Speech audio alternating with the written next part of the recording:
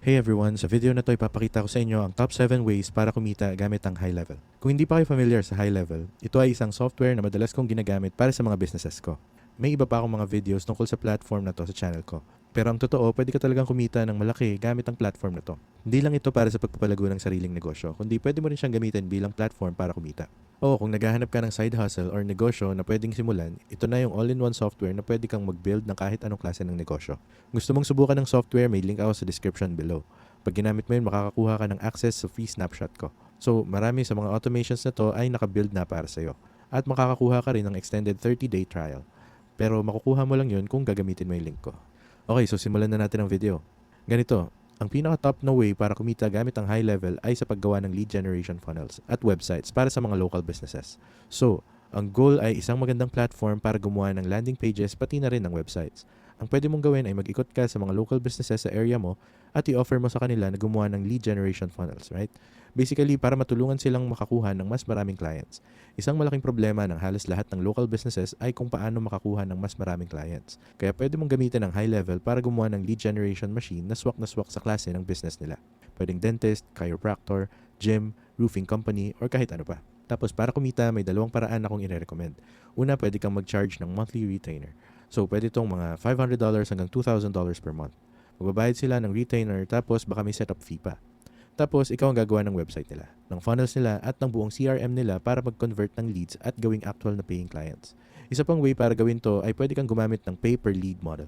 So, pwede mong ibenta yung leads for mga $20 hanggang $100 per lead. Depende sa niche. May mga businesses na mas gusto ito dahil parang win-win situation. At dahil performance-based lang ito, kikita ka lang kung makakakuha ka ng leads. At sila naman, guaranteed na makakakuha sila ng leads kapag nagbayad sila sa'yo. Ngayon, sa loob ng high level, ang mga tools na gagamitin mo ay yung funnel builder. Gagawa ka ng forms gamit ang form builder. Magsisetup ka ng calendar gamit ang calendar feature. At kailangan mo rin gumawa ng workflows.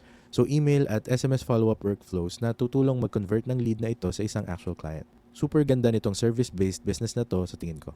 Kaya ng lahat mag-start. Karamihan ng local businesses sa paligid mo, honestly, hindi magaling sa marketing. Kaya basically, bibigyan mo sila ng autopilot na book calls o list. Isa-set up mo yung system para magkaroon sila nun at sobrang halaga nun. Perfect to na side hustle na pwede mong simulan. Isang perfect na maliit na business na pwede mong gawin ngayon. At ang plan na kailangan mo ay yung unlimited or yung SAS Pro plan. Para pwede kang gumawa ng unlimited sub-accounts at magkaroon ng sub-account para sa bawat client mo. Okay, yung next top way para kumita gamit ang high level ay sa pamamagitan ng pag-run ng AI automation agency. So kung gagamitin mo ang Go High Level kasama ng mga tools tulad ng ChatGPT, Zapier, Make.com, pwede kang mag-build ng mga gandang AI automation systems. Mga bagay tulad ng follow-ups, DMs, data collection, chatbots, emails, lahat yan. Marami ding built-in AI features si high level. Pero ang issue ngayon, maraming businesses na gustong gumamit ng AI pero hindi nila alam kung paano talaga i-build ang mga systems na to. Kailangan ng isang tao na pupunta, gagawa ng audit sa mga current processes nila, at makakagawa ng system na pwedeng i-implement sa kumpanya nila. So basically, yun yung ginagawa mo. At bibigyan ko kayo ng mga examples kung anong pwede mong gawin at ibenta sa mga clients mo. Una, pwede kang gumawa ng automatic lead qualification via email or DM. Ang qualification ay ginagawa gamit ang AI at pwede mong i-build yung buong system na to gamit ang high level. Pwede kang gumawa ng AI system na sasagot sa mga frequently asked questions o kaya chatbot. Pwede ka rin mag-build ng smart nurture flows base sa customer behavior. So, depende sa kung ano yung sagot ng isang tao sa email or SMS text. Pwede kang magbigay ng customized responses gamit ang AI na magsasagot sa kanila at magkakaroon ng real at natural na conversation. Pwede mo rin gawin yung social media content automation, right? Pwede mong i-manage yung social media ng client mo sa isang lugar lang gamit ang high level. At pwede mong gamitin ang AI tools para gumawa ng content para sa kanila. Ngayon, medyo matagal talaga itong matutunan kasi medyo technical to kumpara sa ibang ways ng pagkita gamit ang high level. Pero once na ma-master mo to, pwede mo tong gawin in a few weeks to a few months. Sobrang high value skill nito na sobrang demand pa for the next few years at least. At para kumita dito, pwede kang mag-offer ng custom builds, right? So pwede kang gumawa ng custom AI processes at systems at ibenta ito mula $2,000 hanggang $10,000. Depende sa value na makukuha nila. Pwede ka rin magkaroon ng monthly retainer. So basically, gagawa ka ng X systems per month. Tapos, ikaw na rin na magme-maintain at magsusuporta ng mga to. Kung may sira, ikaw ang tutulong para ayusin. O kaya pwede ka rin magbenta ng pre-built AI-enhanced snapshots. Yes, sa high level, pwede kang gumawa ng mga snapshots na pwede mong ibenta. Pag-uusapan natin to mamaya bilang isang great way para kumita. Pero pwede mong isama ang mga AI features dito at gawing main selling point. Ganito, pwedeng i-install ng isang tao yung snapshot at magkakaroon na agad siya ng AI systems. Gaya ng sinabi ko kanina, karamihan ng businesses gusto mag-implement ng AI, pero hindi nila alam kung saan magsisimula. Kaya kung ilalagay mo yung sarili mo bilang expert na kayang i-implement to at gawin para sa kanila, pwedeng-pwede itong maging full-fledged business. Pwede mo itong i-pair sa paggawa ng social media content tungkol sa sarili mo para magmukha kang expert. Magbibigay ka ng sobrang value sa mga potential clients mo sa pagpapakita kung paano mo ginagawa ang mga AI systems or kung paano makakatulong ang AI sa mga small businesses. Tapos pupunta sa iyo ang mga tao para gawin yung trabaho. Okay, so next na way para kumita ay yung pagbebenta lang ng pre-built snapshots. Basically, ang snapshot ay isang buong high-level template. Kasama dito ang automations, forms, funnels, workflows, triggers, calendars, at pwede mo itong i-export at ibenta sa ibang users or agencies. So pwede kang gumawa ng snapshot ng one time tapos ibenta siya ng infinite times. Para na siyang digital product. Marami ng tao ang gumagawa nito ng sobrang successful. Kung gusto niyo naman makuha ang sariling snapshot ko, ibibigay ko siya ng libre kung gagamitin niyo yung link ko para mag-sign up sa high level. Yan, ilalagay ko yung link sa baba. So basically, kung paano kakikita dito ay matututo kang gumawa ng snapshots. Para magawa yon, kailangan mong matutunan kung paano gamitin ang high level. May mga tutorials ako sa channel ko na magpapakita sa inyo step by step kung paano to gamitin. At matututo ka dito kung paano gumawa ng iba't ibang snapshots at workflows. Ang pwede mong gawin ay ibenta ang mga snapshots na to sa website mo na pwede mong gawin gamit ang high level para sa sarili mong business. Pwede mo rin tong ibenta gamit ang VMs o kaya sa mga go high level groups. Most snapshots, usually pwede mong ibenta between $100 to $1,000, depende sa niche at kung gaano kakomplikado yung snapshot. Ang gusto mong gawin ay bundle yung snapshot mo na kasama yung video training kasi while marami siyang features at bagay-bagay, medyo mahirap din matutunan kung paano to gamitin at kung ano ang mga kasama niyang tools. Kaya kung makakagawa ka ng Doom video or video training na isasama mo sa download, tataas yung perceived value ng snapshot. Mas mapapadali yung buhay ng customer mo. Mas madali nila magagamit yung snapshot at mas mabilis silang matututo. I highly recommend na mag-focus ka sa isang specific na niche at gumawa ng mga snapshots na swak sa mga tao sa niche na yon. Halimbawa, pwede kang gumawa ng snapshots para sa mga coaches, real estate agents, mortgage loan originators, service-based businesses, agencies, or mga core sellers. Basta marami pang iba. At ang gagawin mo ay mag-build ng very custom specific snapshots para sa mga ganitong klase ng business at i-market mo ito sa mga tao sa niche na yon. Ang tunay na value dito ay yung mga super specific na funnels at form templates na isasama mo sa snapshot. Kaya talagang mahalaga na may niche ka kung gusto mong kumita gamit itong snapshot method. Okay, so next na way para kumita gamit ang high level ay yung pag-setup ng high level para sa mga tao. Maraming businesses ang nagsasign up sa Go High Level pero wala silang idea kung paano ito gamitin, i-set up at i-implement. Kaya ikaw ang magbibigay ng malaking service para sa kanila at pwede kang mag-charge ng flat fee para i-set up ito para sa kanila. Ang gagawin mo ay papasok ka sa bagong business account nila sa high level, i-set up mo yung domain nila, email integration, custom domains, websites. Pwede ka rin gumawa ng funnels or calendars para sa kanila.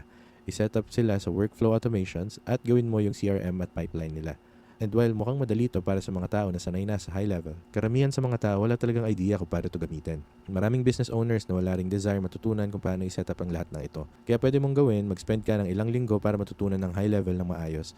Tapos pumunta ka sa mga accounts nila at i-set up lahat ng kailangan nila. Para kumita dito, pwede kang mag-charge ng $500 hanggang $2,500, depende sa complexity.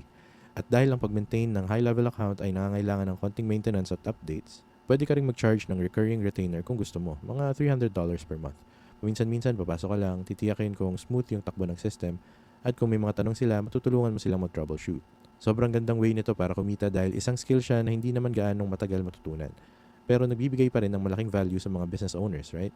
Ako nga, gumagawa ako ng tutorials tungkol sa high level, pero may mga features pa rin ako na hindi ko alam gamitin. Kaya makakatulong pa itong service na to sa mga tulad ko, at alam ko na pwede itong maging very sustainable business.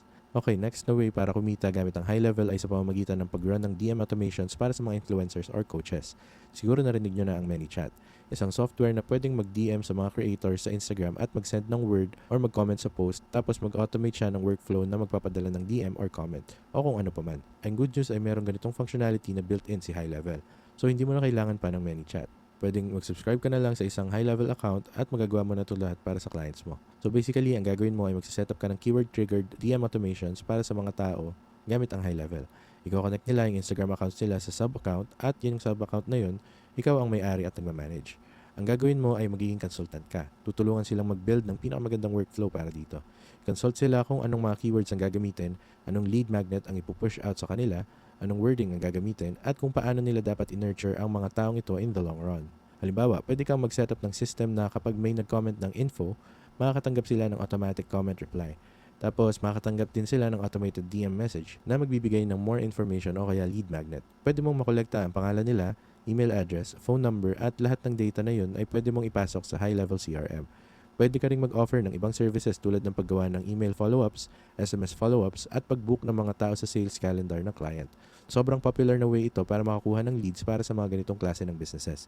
Ang dami nitong value kasi tulad ng sinabi ko, yung biggest bottleneck ng karamihan ng businesses ay yung makakuha ng actual clients, right? Kaya sobrang ganda nitong paraan na to gamit ang social media.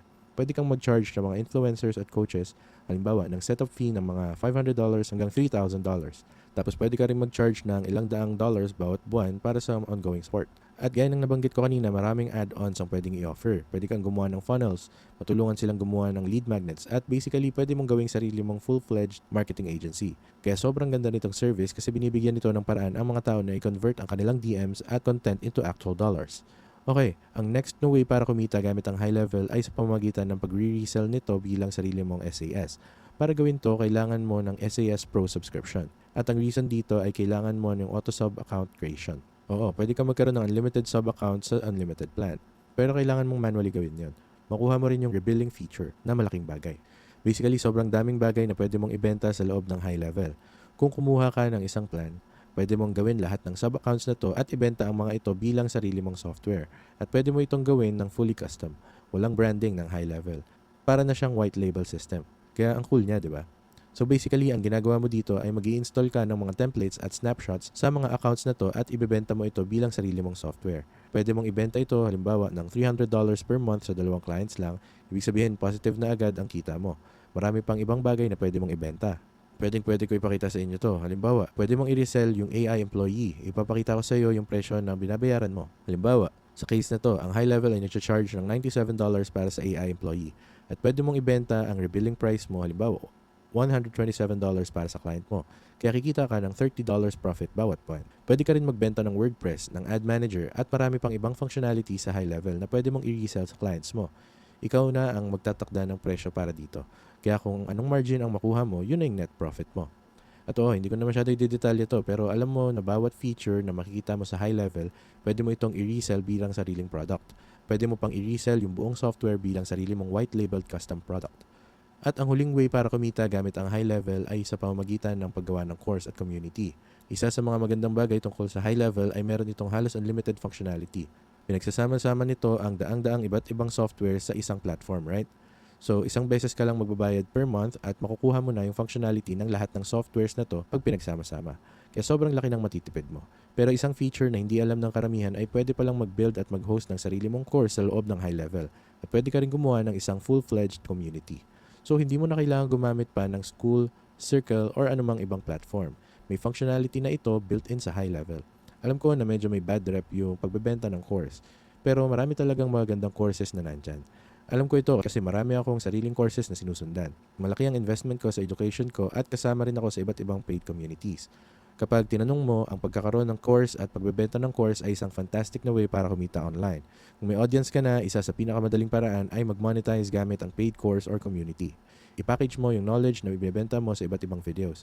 Gumawa ka ng PDFs, templates, or anumang bagay na may value sa clients mo. Pwede ka rin mag-build ng community kung saan pwede sila makipag-usap sa ibang like-minded people. Makakuha ng advice diretso sa'yo at magka-video calls. At lahat ng yan pwede mong i-host sa loob ng high-level platform. I-encourage ko kayo kung may audience kayo at may specific niche, malamang may magandang course na pwede mong gawin na magbibigay sa'yo ng solidong kita. Ginagamit ko ang high-level para sa isa sa mga courses ko at sobrang ganda niya. At talaga namang sapat na sapat to para sa kahit sino na gustong mag-build ng solid course gamit ang isang madaling gamitin na platform. Pwede mong ibenta ang course mo mula $100 hanggang $10,000. Malaki ang range ng presyo ng mga courses ngayon. Pero kung gusto mo lang magkaroon ng video course, siguro mga ilang daang dollars lang ang course. Pero kung gusto mong mag-offer ng 6 months ng coaching, access to community calls at lahat ng yon, doon napapasok yung higher ticket prices ng 2,000, 5,000 o higit pa. So ayan, yung 7 ways ko para kumita gamit ang high level. Napag-usapan natin ng konti yung iba't ibang plans pero merong $97 plan, $297 plan at $497 plan. Gusto mo magkaroon ng clients, i-recommend ko na kumuha ka ng at least yung unlimited plan kasi yun yung magbibigay sa'yo ng unlimited sub-accounts. Yung starter plan, 3 lang yung sub-accounts ang magbibigay sa'yo kaya medyo limitado. Pero kung gusto mo ng lahat ng rebilling at automated sub-account creation features at gusto mong ibenta ang high level bilang sarili mong SAS product, then kailangan mo kumuha ng $497 plan. Gusto ko lang sabihin na ang high level ay isa sa mga software na medyo matagal matutunan. Medyo complex siya. Pero ang maganda dito ay sobrang dami ng functionality. Maglaan ka lang ng oras para matutunan ng software. Panoorin mo yung ibang tutorials ko at sigurado akong kung matututunan at magagamit mo ito at i-offer mo ito bilang service sa ibang tao, makakapag-build ka ng really great business. Para sa akin, ang paggawa ng online business ang pinakamagandang klase ng business na pwede mong buuin. Hindi ka nakatali sa isang specific na location, pwede ka magtrabaho kahit saan. At ayun, sana nakatulong sa inyo ang video na to. Kung nakatulong, make sure na i-hit nyo yung like button, i-share ito sa isang friend na gusto magsimula ng online business. At yan, subscribe kung gusto nyo pang makita ng more videos na katulad nito. Marami akong videos tungkol sa entrepreneurship, finance, at kung paano kayo matutulungan mag-build ng pinaka-financially successful na buhay na pwede kayong magkaroon. Salamat ulit sa oras nyo and takits tayo sa susunod na video. Peace.